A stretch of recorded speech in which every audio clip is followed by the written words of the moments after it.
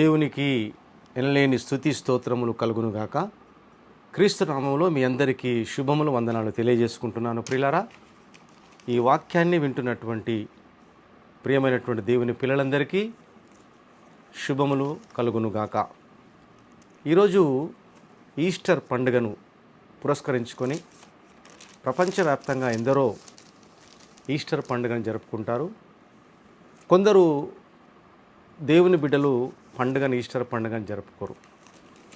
ఏది ఏమైనప్పటికీ ఇక్కడ జరుపుకుంటున్నారా జరుపుకోవట్లేదా అనేది ముఖ్యమైన విషయం కాదు, కానీ క్రీస్తు యొక్క పునరుత్థానమును గురించినటువంటి మర్మాన్ని మనం ఈరోజు వాక్యం ద్వారా తెలుసుకోవాలి. ప్రియులారా, క్రీస్తు మరణించి సమాధి చేయబడి తిరిగి లేచాడా? ఇది ఒక కథనా, ఒక కల్పితమా, లేక వాస్తవమా? ప్రపంచ క్రైస్తవులు కోట్ల మంది క్రీస్తును నమ్ముకున్న పిల్లలు క్రీస్తు యొక్క శిలువ మరణాన్ని, సమాధిని, పునరుత్థానాన్ని నమ్మిన బిడ్డలు.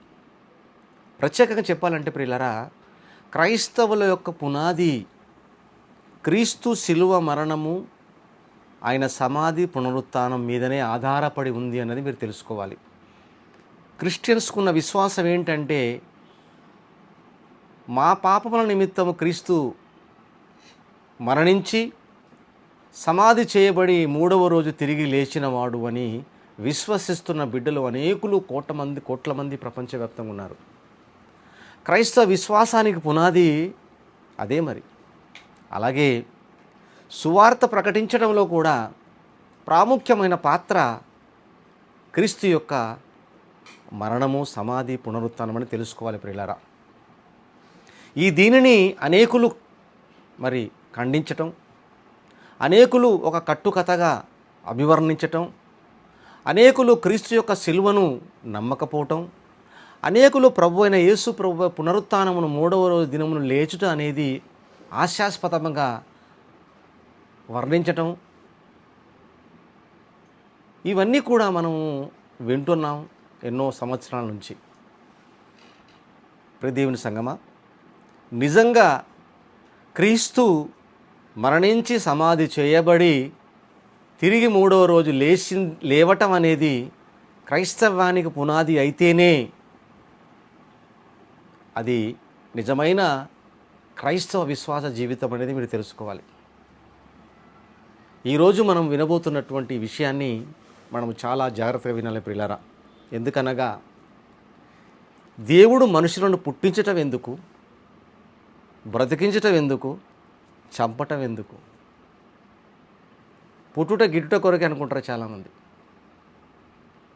ఈ చావు అనేది దేవుడు ఎందుకు పెట్టాడు మనుషులకు, ఎందుకు ఈ బాధలు పెట్టాడని అనుకునేవారు కూడా ఉన్నారు కోకొల్లలు ప్రపంచవ్యాప్తంగా. కానీ ప్రియులారా, ఇది దేవుడు పెట్టింది కాదని మీరు తెలుసుకోవాలి. మరణం అనేది మనిషి ఆహ్వానించుకున్నాడు తన జీవితంలోకి. మరణం అనేది మనిషి తెచ్చుకున్నాడు. దేవుడు చెప్పాడు, జాగ్రత్త, నువ్వు మరణించకుండా ఉండటం ఎలాగా, నువ్వు మరణించటానికి ఎలా ఉండాలో కూడా రెండు చెప్పాడు. ఈ రెండిట్లో ఏది నువ్వు ఆప్షన్స్ తీసుకుంటావు అంటే, చివరికి దేవుని మాట నిరాకరించి ఆదాము హవ్వలు మరణాన్ని తన జీవితంలోకి ఆహ్వానించుకున్నారు. వారు చేసిన పాపానికి దేవుని ఆజ్ఞని మీరి సైతాను మాటను విని వారు తెచ్చుకున్నదే, అనేకులకు ప్రపంచవ్యాప్తంగా తెచ్చిందే మరణం. అదొకసారి చూద్దాం. బైబిల్ అందరికీ తెలిసిందే, మరోసారి చదువుకుందాం. ఆదికాండము 3వ అధ్యాయం 17-19 వచనములు, 17 నుండి 19 వచనములు.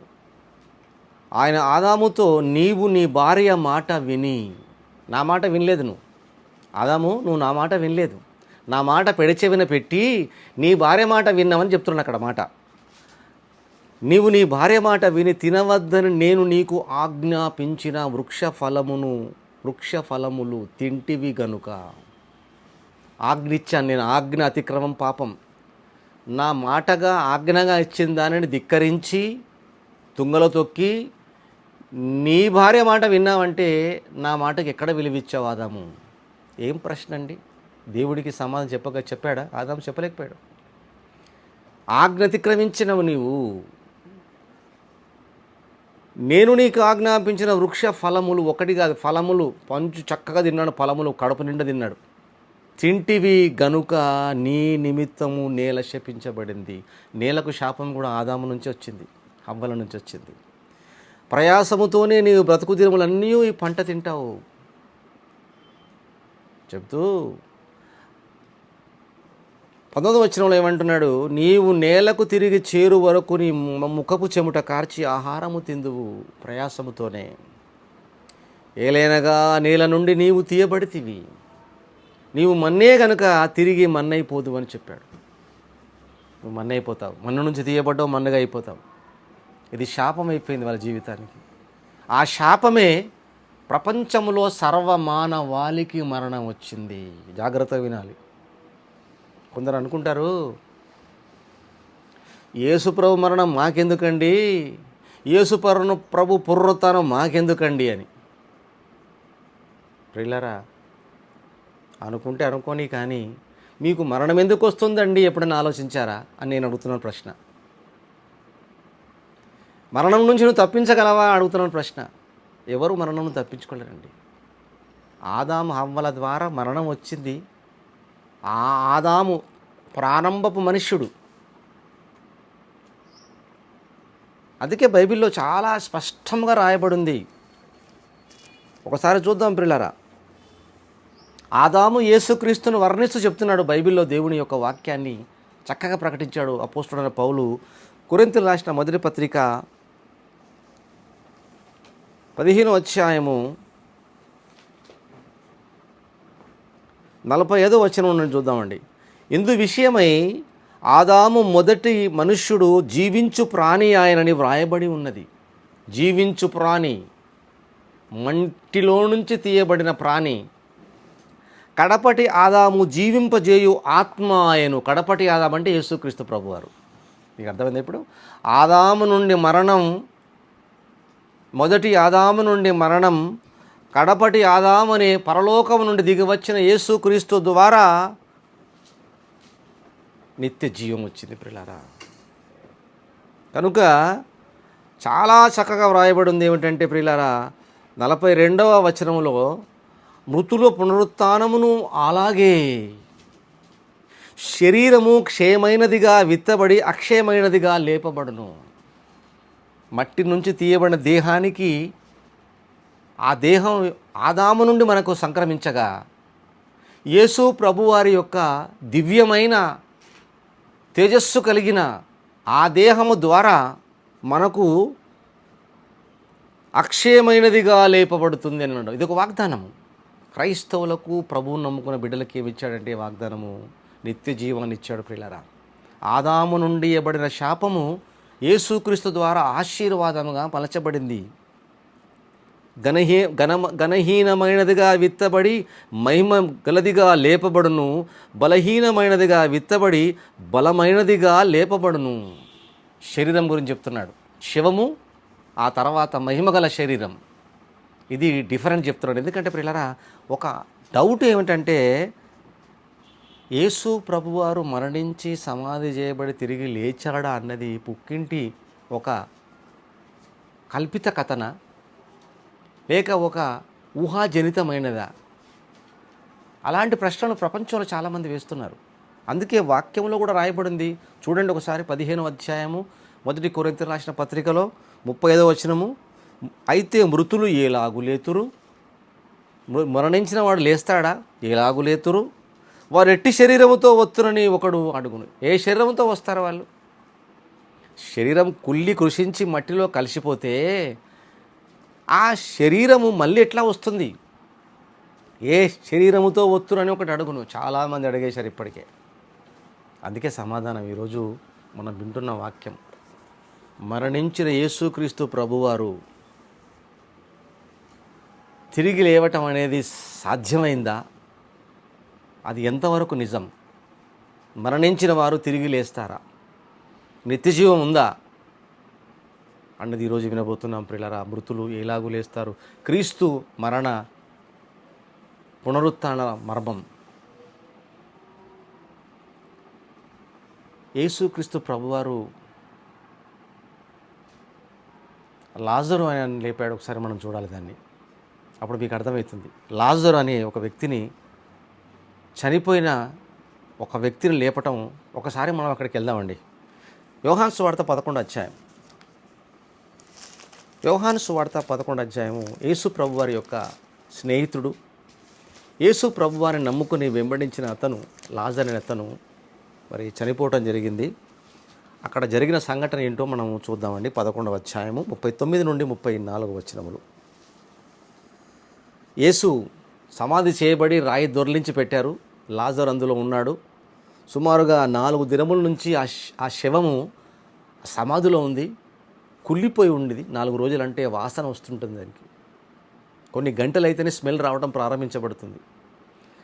అందుకే శవాన్ని మనము భద్రపరిచి కుళ్ళిపోకుండా ఉండటానికి మనం ఒక బాక్స్లో పెడతాము. దానికి కరెంట్ కనెక్షన్ ఇచ్చేసి ఏసీ చల్లగా ఉన్నటువంటి వాతావరణాన్ని కలిగించి అందులో పెడితే ఆ శవము కుళ్ళిపోకుండా ఉండటానికి కొన్ని గంటల కొరకు మనము ఏర్పాటు చేసుకుంటున్నాం ప్రియులారా. మరి 4 రోజులు ఎలాంటి ఏర్పాటు లేకుండా సమాధిలో ఉన్నదంటే, గుహలో, అది ఎలా ఉంటుందో మీరు అర్థం చేసుకోండి. అప్పుడు అంటున్నాడు యేసుప్రభువారు, రాయి తీసివేయుడని చెప్పగా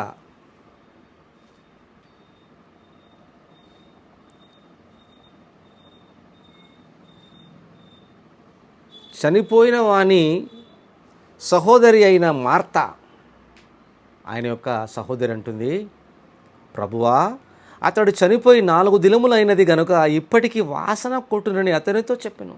మానవ మనుష్య జ్ఞానముతో చెప్తుంది ఆమె. యేసుప్రభుతో ఉంటుంది, వాసన కొడుతుంది ప్రభువా, 4 రోజులు అయిందంటే. యేసుప్రభు తెలియదా? యేసుప్రభు మొదటి తెలుసుకున్నాడు. ఆయన వచ్చినప్పుడే తెలిసింది. 4 రోజులు అయింది, లాజరు చనిపోయి చెప్పారు యేసుప్రభు వారికి. అది తెలుసు ఆయనకు. చెప్పినప్పుడు ఆయన ఏమంటున్నాడు? అందుకు యేసు, నీవు నమ్మిన ఎడల దేవుని మహిమ చూతువని నేను నీతో చెప్పలేదా? నువ్వు నమ్మితే దేవుని మహిమ చూస్తావు. ప్రేమ దేవుని సంగమా, నేటి అనేక క్రైస్తవ దేవుని పిల్లల్లో అవిశ్వాసం పెరిగిపోతూ ఉంది. చాలామందికి ఆందోళన, భయం, టెన్షన్, అపవాది యొక్క అనుమానాలు కలిగిస్తున్నాడు. వాడు వెంట ఉండి, వాడు పక్కనే ఉంటాడు. వాడు విశ్వాసికి వాడు ఎప్పుడు అనుమానాలు కలిగిస్తూనే ఉంటాడు. ఆ విశ్వాస క్రైస్తవ బిడ్డకు అనుమానాలతోటే వాడు ఇబ్బంది పెడతా ఉంటాడు.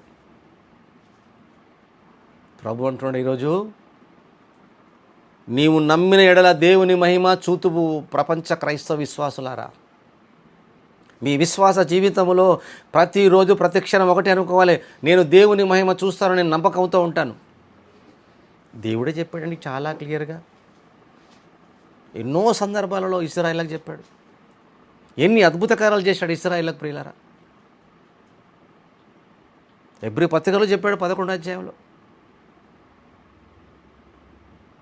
ఒకసారి చూద్దాం, మళ్ళీ ఇక్కడికి వద్దాం ప్రియులారా.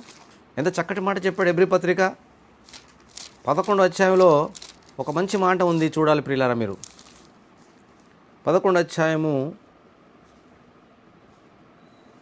6వ వచనము, విశ్వాసం లేకుండా దేవునికి ఇష్టం ఎండుట అసాధ్యము.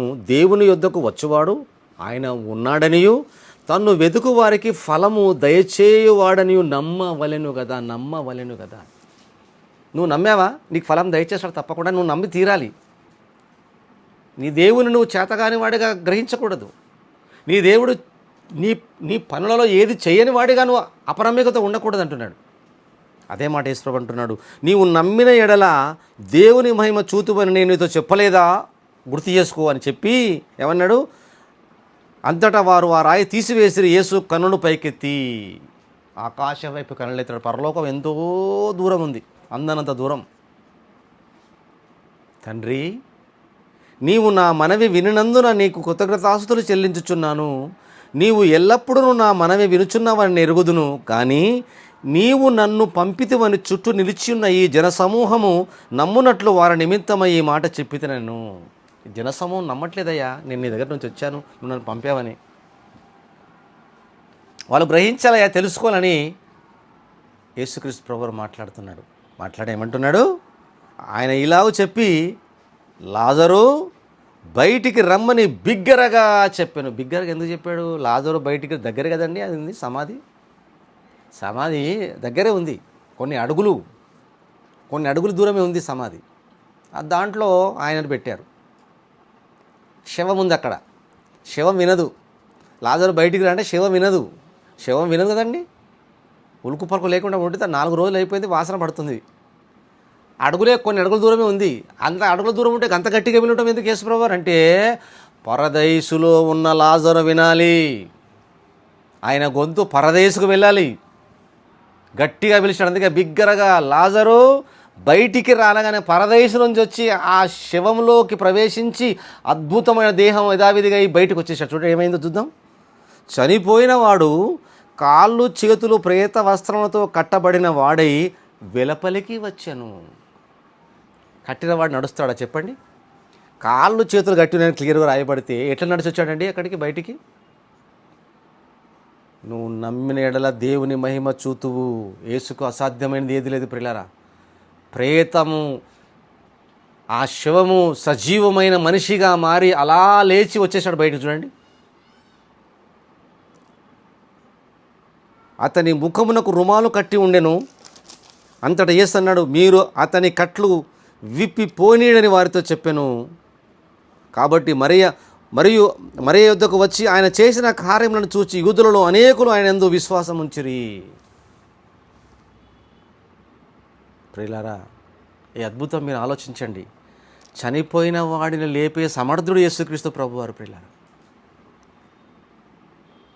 సమర్థుడు.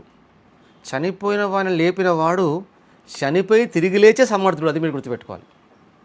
అర్థమైందండి? ఆయన చాలా శక్తి సంపన్నుడు. ఆయన మాటలో అద్భుతమైన శక్తి ఉంది ప్రియులారా. మనుషులకు ఆలోచన లేదు, ఎందుకంటే మనుషులు నమ్మరు కాబట్టి. యేసు మరణించి తిరిగి లేచాడా? అసలు పునరుత్థానం ఉందా? చనిపోయి గాలిలో కలిసిపోతారని కొందరు, చనిపోయి మరో జీవితం జీవిస్తారని మరికొందరు, చనిపోయి మరొక జన్మలోకి వెళ్ళిపోతారని మరికొందరు. ఇలా రకరకాలుగా నమ్మకాలు ఉన్నాయి భూమి మీద. నిజం చెప్పాలంటే యేసు ప్రభు వారి యొక్క శిష్యుడే ఎలాంటి అనుమానపడ్డాడో చూడండి. మనం వెళ్ళి లాజరును లేపుదాము, నిద్రిస్తున్నాడంటే వాళ్ళు అపహాసం చేసుకున్నారు, వాళ్ళు నవ్వుకున్నారండి. వెళ్దాం పదండి అంటే తోమ ఏమన్నాడో ఒకసారి మీరు చూడండి. ఏమనుకున్నాడు తోమ? ఆయన శిష్యుడు కదా, ఏమనుకున్నాడు చూద్దాం. మీరు 16వ వచనంలో, యోహాను సువార్త 11వ అధ్యాయం 16వ వచనంలో అంటున్నాడు ఏమని తోమ? అందుకు దిదుమ అనబడిన తోమ, ఆయనతో కూడా చనిపోవుటకు మనము వెలుదము అని తన తోడి శిష్యులతో చెప్పాను. మనం కూడా పోయి చద్దాం పోయి అక్కడ అని మనం అనుకుంటాం కదా, చావండి పోయి అంటాం చూడు. అలాగా మనం కూడా యేసుప్రభుతో పోయి చద్దాం పండి అన్నాడు తోమ. అంటే అంత నమ్మక లేదు. శిష్యులు వెంట ఉన్న తోమాకే నమ్మకం లేకపోతే క్రీస్తుని నమ్మని వారికి నమ్మకం ఉంటుందా మీరు చెప్పండి? వాళ్ళకి తెలియదండి. వాళ్ళని ఏం మనం దూషించడం లేదు, వాళ్ళు ఏం వాళ్ళు అపార్థం చేసుకున్నారు అంతే. ప్రభువారికి గురించి తెలియదు, వాళ్ళకు వాక్యం తెలియక వాళ్ళు ప్రభువారి గురించి వాళ్ళు కామెంట్ చేస్తూ ఉంటారు. ప్రియులారా, జాగ్రత్తగా వినాలి మీరు. ఆయన మాటలలో ఎంత శక్తి ఉందంటే ప్రియులారా, ప్రకృతిని ఆపగలడు, సముద్రాన్ని తుఫాను రాకుండా పొంగి పొరలకుండా ఆపగలడు, ఒక ఆత్మను పరదేశం నుంచి రప్పించగలడు, ఒక ప్రాణాన్ని పోయగలడు. అద్భుతమైన శక్తి సంపన్నుడు యేసుక్రీస్తు ప్రభువారు. సామాన్యుడు కాదండి ఆయన. చాలామంది తప్పుగా అర్థం చేసుకొని మాట్లాడుతూ ఉంటారు కదా. తెలుస్తుంది వాళ్ళకు, ఒకరోజు తెలుస్తుంది, తప్పక తెలుస్తుంది. ప్రియులారా, యోహాను సువార్త చూడండి. యేసు ప్రభువారు ఎలాంటి వాడు? 5వ అధ్యాయము యోహాను సువార్త 5వ అధ్యాయము 25వ వచనం చూద్దామండి. మృతులు దేవుని కుమారుని శబ్దము విను గడియ వచ్చుచున్నది, ఇప్పుడే వచ్చి ఉన్నది. దేవుని కుమారుని శబ్దం విను గడియ.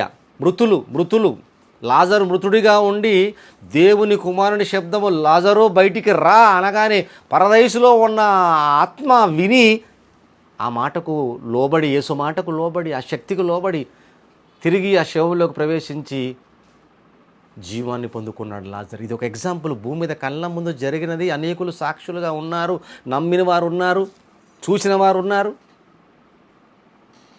ప్రియులారా, ఆయనది ఎలాంటిదటండి? మృతులు దేవుని కుమారుని శబ్దం విని గడియ వచ్చుచున్నది, ఇప్పుడే వచ్చినది, దానిని వినువారు జీవింతురు. లాజరు విన్నాడు, జీవించాడు. మళ్ళీ మీతో నిశ్చయముగా చెప్పుచున్నాను, యేసుప్రభు మాటది, నాది కాదు. పాపాలతో బ్రతుకుతున్నావా? అసహ్యమైన జీవితంలో జీవిస్తున్నావా? సాతాను యొక్క అబంధస్తములు బ్రతుకుతున్నావా? ఆయన శబ్దం వింటే నువ్వు తిరిగి జీవిస్తావు, నిత్య జీవం కొరకు, ఆత్మీయమైనటువంటి మరణాన్ని నుంచి బయటకు వస్తావు, నిత్య జీవంలోకి వస్తావు. ఒకవేళ శరీరంతో చనిపోయావా, వృద్ధుడవయ్యో లేక ఏ విధంగానూ మరణించావా, తిరిగి యేసుప్రభు వచ్చినప్పుడు కూడా ఆయన లేపుతానని చెప్పాడు యేసుప్రభు వాడు. ప్రియులారా, యోహాను సువార్త 6వ అధ్యాయము 63వ వచనం. ప్రియులారా, యోహాను సువార్త 6:63, ఆత్మే జీవింపజేయుచున్నది, శరీరము కేవలము నిష్ప్రయోజనము. నేను మీతో చెప్పిన మాటలు ఆత్మయు జీవమునై ఉన్నాయి. ఆయన మాటలు ఆత్మ జీవం, ఆయన మాటలు ఆత్మ జీవం, ఆయన మాటలు ఆత్మ ఉన్నది. ప్రియులారా, సిలువ వేస్తుంటే ఏమనలేదు, కొరడాలతో కొడుతుంటే ఏమి అనలేదు, ఉమ్మి వేస్తుంటే ఏమనలేదు, ముళ్ళ కిరీటం పెడుతుంటే ఏమి అనలేదు, సిలువ భుజం మీద పెట్టి మోపిస్తుంటే ఏమనలేదు, అవమానకరంగా మాట్లాడుతుంటే ఏమనలేదు యేసు. అందుకు నువ్వు యేసుక్రీస్తును అవమానపరుస్తున్నావా? ఏమి చేతగాని వాడని. ఏమనేవాడు కాదు, చేతగాని వాడు. ఏమంట పడతాడు, కొడితే పడతాడు, తిడితే పడతాడు, ఉమ్మివేస్తే పడతాడు, ముళ్ళ కిరీటం పెడితే పడతాడు, అవమానిస్తే పడతాడు. నువ్వు అనుకుంటున్నావా? అది ఆ క్యారెక్టర్ మాత్రమే. ఆ కాలంలో యేసు ఈ లోకానికి వచ్చినప్పుడు అలా లోక పాపమును మోసుకొని పోయి దేవుని గొర్రెపిల్లగా బొచ్చు కత్తిరించు వాని వలె గొర్రె ఎలా మౌనంగా ఉంటుందో అలా ఉండాలని ప్రవచనంలో ఉంది కనుక దానిని ఫాలో అయ్యి ప్రవచనం నెరవేర్చడానికి ఉన్నాడే తప్ప ఆయన మహాభీకరుడు. దయ్యాలే భయపడతాయి ఆయనకు, ప్రకృతి భయపడుతుంది. ప్రకృతిని ఏమి చేయలేవు నువ్వు. ఒక తుఫాన్ ఆపలేవు, ఒక సముద్రం పొంగుతుంటే ఆపలేవు, ఒక వైరస్ కరోనా కోవిడ్ని ఆపలేదు. మానవ జీవితము మట్టి జీవితము, ఇంతలో కనపడి అంతలో మాయమై ఆవిరి వంటి వాడవైన నీవు ఈ లోకాలను సృష్టించిన కలిగిన యేసును తప్పుపట్టడం, యేసును అవమానించటానికి నీవెంతటి వాడవు? ఇంతలో కనబడి అంతలో మాయమయ్యేవంతటి వాడవు నువ్వు. ప్రియులారా, యేసు మాటలు శక్తి గలవి, జీవము కలిగినవి. లూకా సువార్త 8వ అధ్యాయంలో చూడండి. లూకా సువార్త 8వ అధ్యాయంలో దయ్యములు ఏమంటున్నాయి ఒకసారి చూడండి మీరు. దయ్యానికి భయపడే మనిషి, నిన్ను భయపెట్టే దయ్యం యేసుని చూసి భయపడుతుంది. 8వ అధ్యాయము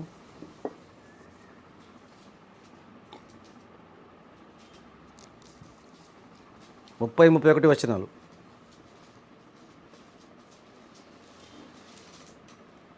యేసు నీ పేరేమని వాడిని అడగగా, దయ్యం పట్టిన మనిషిని అడుగుతున్నాడు.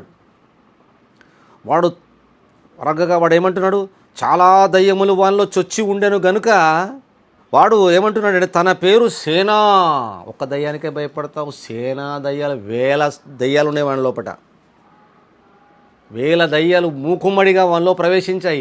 అన్ని దయ్యాలను ధైర్యంగా ఎదిరించేవాడు ఉంటాడు ఎవడైనా? దయ్యంతో ఎవడన్నా పోరాటం కలుగుతారా? ప్రియులారా, చాలా దయ్యములు వాళ్ళలో చొచ్చి ఉండను కనుక వాడు తన పేరు సేనాని చెప్పి పాతాళములోనికి పంపోవుటకు తమకు ఆజ్ఞాపించవద్దని ఆయనను రిక్వెస్ట్ చేసుకున్నాయి, వేడుకున్నాయి, దండాలు పెట్టాయి. దయ్యాలు బతిమలాడుకుంటున్నాయి, అయ్యా నీవు శక్తిమంతుడు. ఎలాంటి వాడు తెలుసా? పాతాళానికి మా ఆత్మను పంపించే సమర్థుడవు, శక్తిమంతుడవు. ఏసంటే సామాన్యుడు కాదు.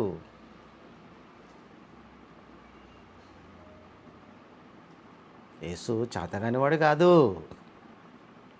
దేవుని పని నిమిత్తమై కార్యార్థి అయి పరలోకం నుండి దిగి వచ్చిన దేవుని కుమారుడు చేయవలసిన కార్యము ప్రవక్తల ద్వారా వ్రాయబడిన గ్రంథాలలో ఉన్నదాన్ని నెరవేర్చడానికి ఆయన చేసిన ఆ త్యాగములో భాగముగా ఆయన ఉన్నాడే తప్ప అలా మౌనముగా చేతవాడిగా కాదు, చాతగాక కాదు.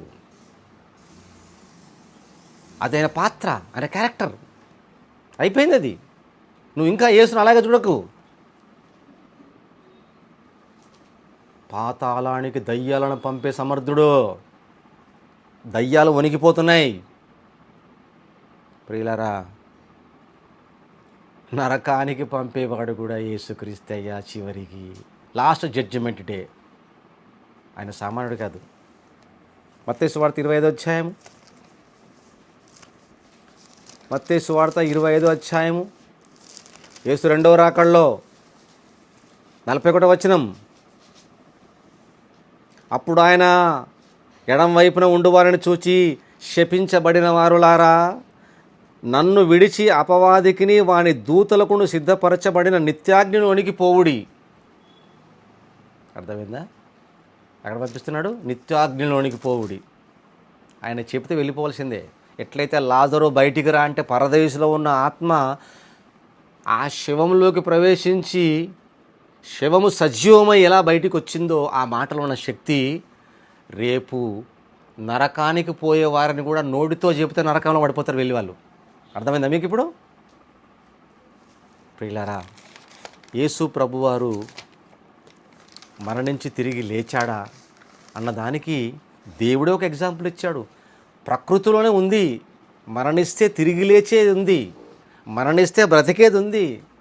ఒక గొంగలి పురుగును చూస్తే ఆ గొంగలి పురుగు సీతాకోక చిలుకగా మారకముందు ఆకులను తిని నిద్రావస్థలోకి వెళ్ళిపోయి గూడు కట్టుకొని దాంట్లో సమాధి స్థితిలోకి వెళ్ళిపోతుంది. మత్తులోకి వచ్చి నిద్రపోతుంది. అలా చనిపోతుంది ఆ గొంగలి పురుగు. చనిపోయి దాంట్లో నుంచి మరొక అద్భుతమైనటువంటి రూపం సీతాకోక చిలుక బయటకు వస్తుంది. మనకు తెలుసు చావు పుట్టుక, పుట్టుక చావు, తిరిగి పుట్టుక అనేది భూమి మీదనే కనిపిస్తుంది మనకు ఒక గొంగలి పురుగుని చూస్తే. ప్రియులారా, అదే రీతిగా కొరింథీ రాష్ట్ర మొదటి పత్రిక 15వ అధ్యాయంలో ప్రకృతిలో ఉన్నటువంటి విషయాన్ని కూడా చూపిస్తున్నాడు. చూద్దాం ప్రియులారా. క్రీస్తు యొక్క పునరుత్థానం కంటే ముందుగా ఇది మీరు చూడాలి. మీరు 15వ అధ్యాయము 35వ వచనము, క్షమించండి 38వ వచనాన్ని చూద్దామండి. 38వ వచనం, 37, 38 అండి. నీవు విత్తిన దానిని చూడగా అది గోధుమ గింజ అయినను సరే, మరి ఏ గింజ అయినా సరే, వట్టి గింజనే విత్తుచున్నావు కానీ పుట్టబో శరీరం విత్తుటలేదు. అయితే దేవుడే తన చిత్త ప్రకారము నీవు విత్తిన దాని శరీరం ఇచ్చును, మరి ప్రతి విత్తనములకు దాని శరీరమును ఇచ్చుచున్నాడు. అంటే ఒక విత్తనము భూమిలోకి వెళ్ళి అది ఏ గింజనను సరే మరొక ఆకారం రావాలి అంటే 36వ వచనములో నీవు విత్తునది చచ్చితేనే కానీ బ్రతికింపబడదు కదా అని చెప్తున్నాడు. చూడండి, అంటే ఆ విత్తనం కుళ్ళి కృషించిపోయిన తర్వాత దాంట్లో నుంచి మొలక చిన్నది వస్తుంది. అది చిన్న చిన్న చెట్టుగా మారి అలాగా పెరుగుతూ మహావృక్షం అయిపోతుంది. ఒక ఆకారం వచ్చింది భూమిలో నుంచి. ఒక ఆకారం, చిన్న గింజ విత్తనం భూమిలోకి వెళ్ళిన తర్వాత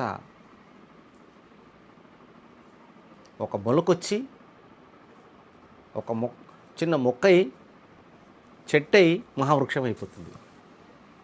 భూమిలోనే కనబడుతుంది, భూమి మీదనే కనబడుతుంది మనకు. ప్రియులారా, భూమికి ఆ శక్తి దేవుడిచ్చాడు. దేవుడిచ్చిన మాట ప్రియులారా, మనిషి కాదు, అది భూమికి ఉంది. ప్రకృతిలో చెప్తున్నాను ఎగ్జాంపుల్గా. యెషయా గ్రంథము 26వ అధ్యాయము, యెషయా గ్రంథం 26వ అధ్యాయం ప్రియులారా 19వ వచనం.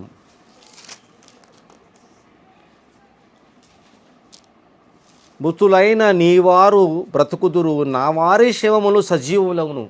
ఇది ప్రవచనం. మృతులైతే బ్రతుకుతారు, వారి శవాలు సజీవమైతే అని యెషయా గ్రంథములో ప్రవచనం ఉంది. చూడండి ఎంత క్లియర్గా ఉందో. అంటే చనిపోతే మరో బ్రతుకు ఉంది, చనిపోతే తిరిగి మరొక జీవితం ఉంది అని ఇక్కడ క్లియర్గా ఉంది. మంటిలో పడి ఉన్న వారులారా మేలుకొని ఉత్సహించుడి, నీ మంచు ప్రకాశమానమైన మంచు, భూమి తన ప్రేతలను సజీవులనుగా చేయును. భూమి తనలోని ప్రేతలను సజీవులుగా చేయను. భూమి సజీవులుగా చేస్తుంది అని ప్రవచనం ఉంది చక్కగా. దానికి ఎగ్జాంపుల్ నీకు ఒక విత్తనము ఎలాగైతే సజీవమై బయటకు వచ్చి మహావృక్షాలు అరణ్యాలుగా మారిపోతున్నాయో ఇది భూమి చేస్తుంది. భూమికి ఉంది ఆ శక్తి. నీ శవాన్ని కూడా బ్రతికిస్తుంది భూమి. ప్రియులారా, అంచె దినమున క్రీస్తు మాట విని తిరిగి లేచే రోజు వస్తుంది. ప్రియులారా, యేసు క్రీస్తు ప్రభువారు తన శరీరాన్ని విశ్వమానవాళి కోసం పనంగా పెట్టి శిలువలో మరణించాడు.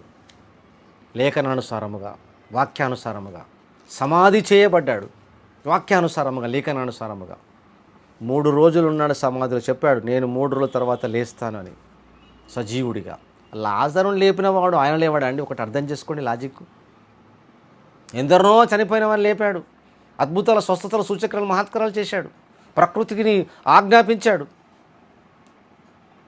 మహాశక్తి సంపన్నుడు తనకు తానుగా లేవలేడా మరణించి? అందుకే అంటాడు, ప్రాణం పెట్టుటకు ప్రాణమును తీసుకొనుటకు నేను అధికారమును పొంది తిని తండ్రి యొద్ద నుండి. ఆ శక్తి నాకు ఉంది. ఎప్పుడు ప్రాణం పెట్టాలి, ఎప్పుడు ప్రాణము తీసుకోవాలో. ప్రియులారా, ఒక ఆత్మను పరదేశకు తీసుకెళ్ళాడు. పాపిని రక్షించి పరదేశకు తీసుకెళ్ళిన మహా గనుడు యేసుక్రీస్తు ప్రభువారు. ప్రియులారా, కనుక ప్రియమైన దేవుని సంగమా, క్రీస్తు శరీరానికి ఒక అద్భుతమైన శక్తి కలిగిన శరీరం వచ్చింది. అదే మహిమ శరీరం. ప్రియులారా, అది మనకు కూడా ఇస్తానన్నాడు యేసుక్రీస్తు ప్రభువారు. ఆయనకే కాదు, మనకిస్తున్నాడు. మనం ఆయన పిల్లలము. ఆయన మనల్ని ప్రేమించినవాడు.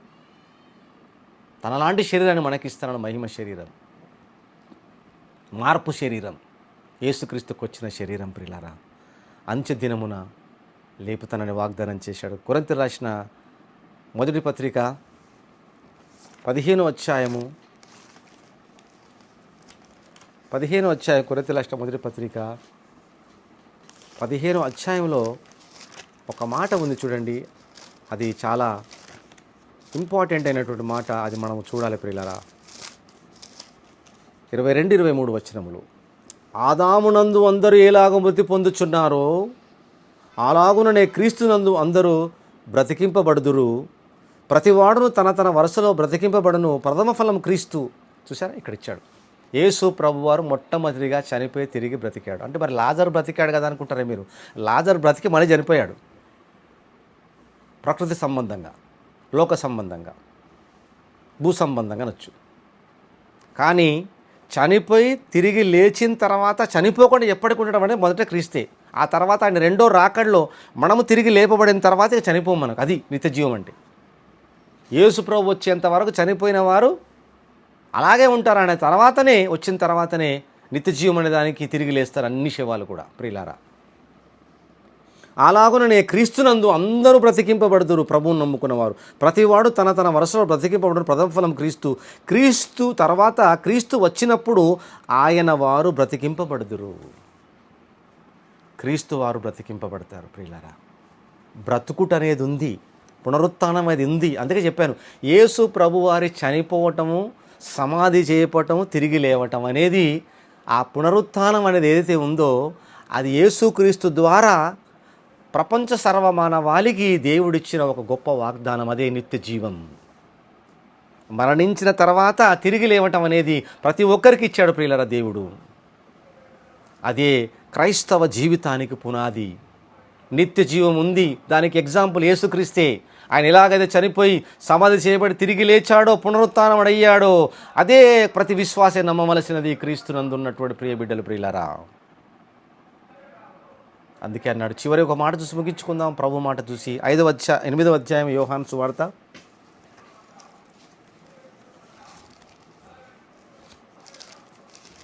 51వ వచనాన్ని చూడండి ప్రియులారా.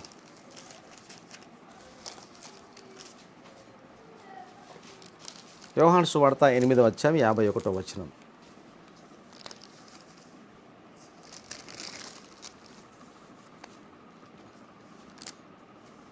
ఒకడు నా మాట గైకొనిన ఎడల వాడు ఎన్నడూనూ మరణము పొందడని మీతో నిశ్చయముగా చెప్పుచున్నానని ఉత్తరం ఇచ్చాను. ఎన్నడూనూ నీకు చావు లేదు.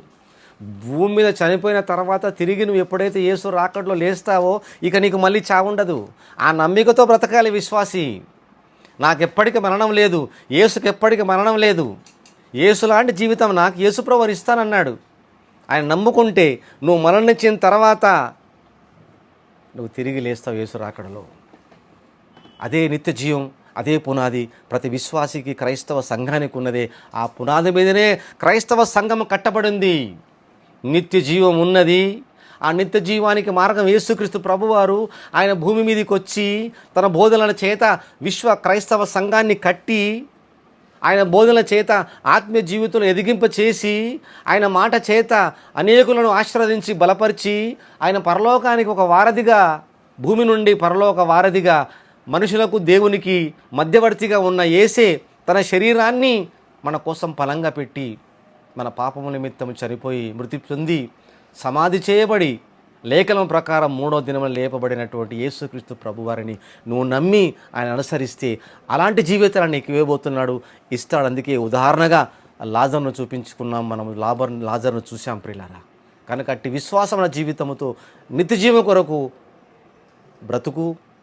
బ్రతికి క్రీస్తు కొరకు జీవించి ఎన్నటికీ మరణం లేని జీవితాన్ని పొందుకో. తలలో వంచని ప్రార్థన చేస్తాను. దయగల మా తండ్రి, కృపగల దేవ, మహిమగల నాయన, మీకు వందనములు, స్తుతులు, స్తోత్రములు చెల్లించుకుంటున్నాం తండ్రి. నిత్య జీవము మాకున్నదని యేసుక్రీస్తు ప్రభువారి యొక్క మరణము, సమాధి, పునరుత్థానాన్ని మాకు ఒక పునాదిగా పెట్టినందుకు మీకు స్తోత్రాలు చెల్లించుకుని దాన్ని నమ్ముకుంటే అలాంటి వాడికి ఎన్నడూనూ మరణం లేదని మీరు యేసుక్రీస్తు ప్రభు ద్వారా సెలవిచ్చినందుకే మీకు ఎనలేని స్తుతి స్తోత్రములు చెల్లించుకుంటున్నాం. ఆ మాట నిలబడి ఆ మాట కోసం బ్రతికి ప్రతి క్రైస్తవ విశ్వాసి బలపడి నిత్య జీవం కొరకు జీవించే గొప్ప భాగ్యము దయచేయమని, ఈ వాక్యాన్ని విన్న ప్రతి బిడ్డను ఆయన దీవించి ఆశీర్వదించమని ఈ ప్రార్థన మీ ప్రియ కుమారుడైన యేసుక్రీస్తు వారి పేరిట ప్రార్థించి మిక్కిలి వినయముతో వేడుకొనుచున్నాము తండ్రి. ఆమేన్.